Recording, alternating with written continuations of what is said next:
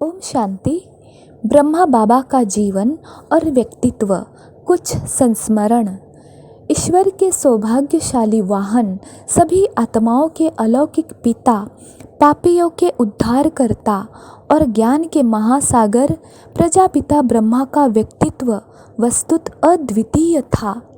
जब कोई व्यक्ति मात्र उन्हें देखता था तब भी उसे ऐसा महसूस होता था कि वे निश्चय ही एक अनुपम व्यक्ति है। उनके ऊंचे और स्वस्थ शरीर, उनके भव्य माथे तथा उनकी पैनी और मर्मभेदी आँखों को देखकर सभी लोग प्रभावित हो जाते थे। उनके उज्ज्वल व्यक्तित्व को सुशोभित करने वाले श्वेत केश, शुभ्र वस्त्र तथा मीठी मुस्कान से मिलकर एक भव्य मूर्ति का निर्माण होता था। 90 वर्ष की आयु में भी उनका चेहरा सिकुड़ा नहीं था।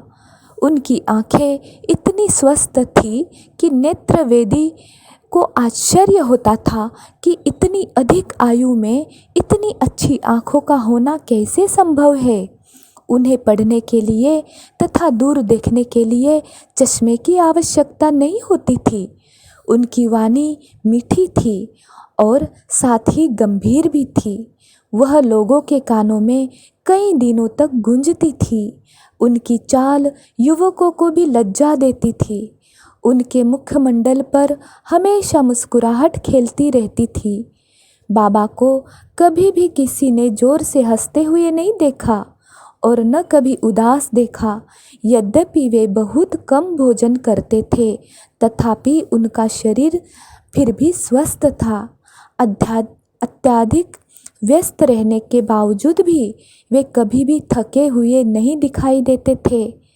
वे एक ही मुद्रा में 3-4 घंटे बैठे रह सकते थे। मेरे ख्याल है कि वे 4 घंटे से अधिक नहीं सोते थे। शेष समय में वे शिव बाबा की शुद्धिकारी स्मरण में मग्न रहते थे और ईश्वरीय सेवा करने में व्यस्त रहते थे। वे कर्मयोग के एक ज्वलंत उदाहरण थे। निस्वार्थ तथा गहरा प्रेम। उनके हृदय में मानव जाति के प्रति अपरंपार प्रेम था। हमारी त्रुटियों और कमजोरियों पर अधिक विचार न करते हुए वे सभी भरपूर स्नेह की वर्षा किया करते थे।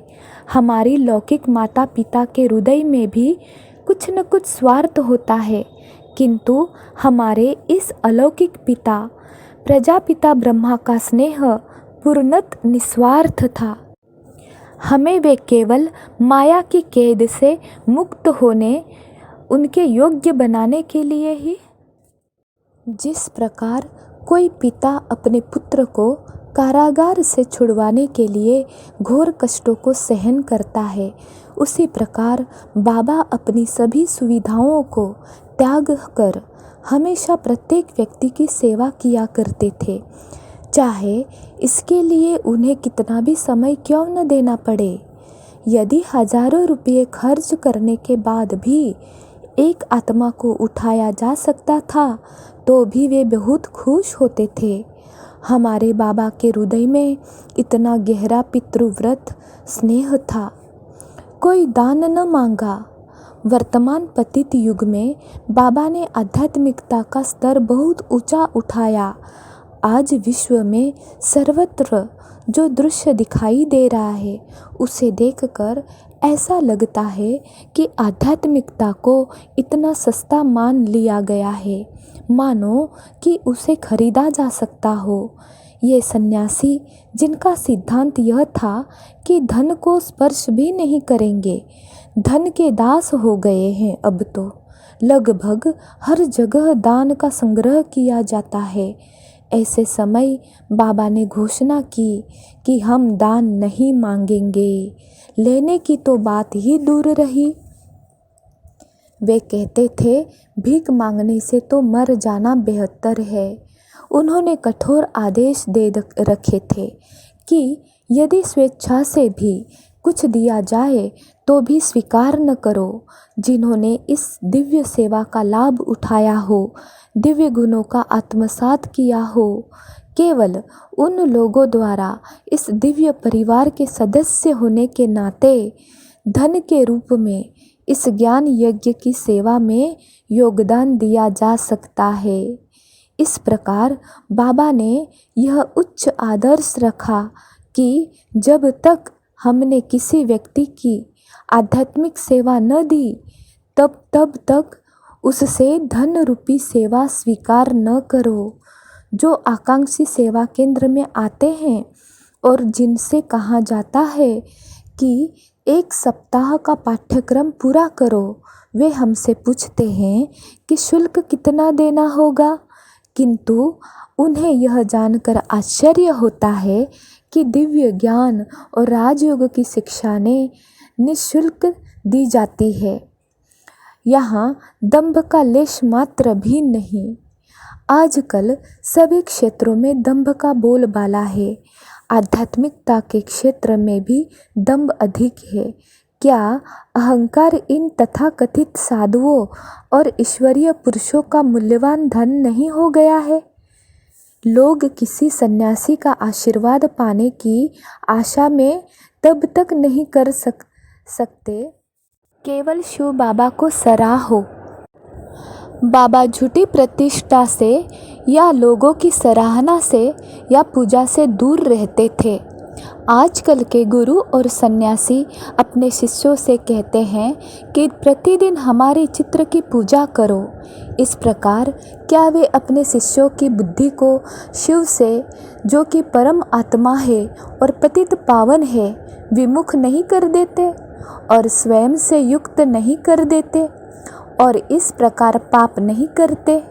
ये शिष्य अपने गुरुओं के चित्रों की धूप आरती करते हैं तथा उन पर पुष्प मालाएं अर्पित करते हैं और पूजा में उन्हें ईश्वर मानते हैं। प्रत्येक घर या मंदिर में होने वाली इस प्रकार की पूजा में और शिव बाबा द्वारा सिखाए गए चिंतन में कितना अंतर है। पहले प्रकार की पूजा के कारण भी भारत दिनों दिन पतन के गर्त में धंसता जा रहा है। ऐसे समय में बाबा ने आदेश दिया कि किसी भी प्रकार की पूजा के लिए चित्रों का उपयोग न किया जाए। उन्होंने कहा, केवल निराकार परमात्मा शिव ही पूजनीय है, किंतु उनका पूजन भी नहीं किया जाता है, उनका चिंतन किया जाता है। ब्रह्मा बाबा स्वयं को एक माध्यम मानते थे जिसका कर्तव्य भटकी हुई और खोई हुई आत्माओं को सच्चा ईश्वरीय ज्ञान देना और फिर उन्हें ईश्वर को सौंप देना था। बाबा कहते थे, कोई विवाहिता नारी कभी ऐसा करती है कि वह अपने पति से भी प्रेम करे और उस ब्राह्मण से भी प्रेम करे जिसने कि उनका विवाह करवाया? नहीं, ऐसा करना व्यभिचार होगा। इसी प्रकार निराकार ईश्वर शिव के अतिरिक्त किसी गुरु या सन्यासी से प्रेम करना सीधा बौद्धिक व्यभिचार या कामाचार है। इसलिए बाबा कहते थे कि जो मनुष्य ईश्वर शिव को भूल जाता है और उन्हें स्मरण नहीं करता है, वह निश्चित ही पतित होगा और नरक में जाएगा। हमारे बाबा कितने विनीत थे। उनके प्रेम पूर्ण पत्र, उनकी दक्षता अद्भुत थी। उन्हें प्रतिदिन लगभग 200 सेवा केंद्रों से पत्र प्राप्त हुआ करते थे। इनमें से अधिकांश पत्रों का उत्तर वे उसी दिन दिया करते थे।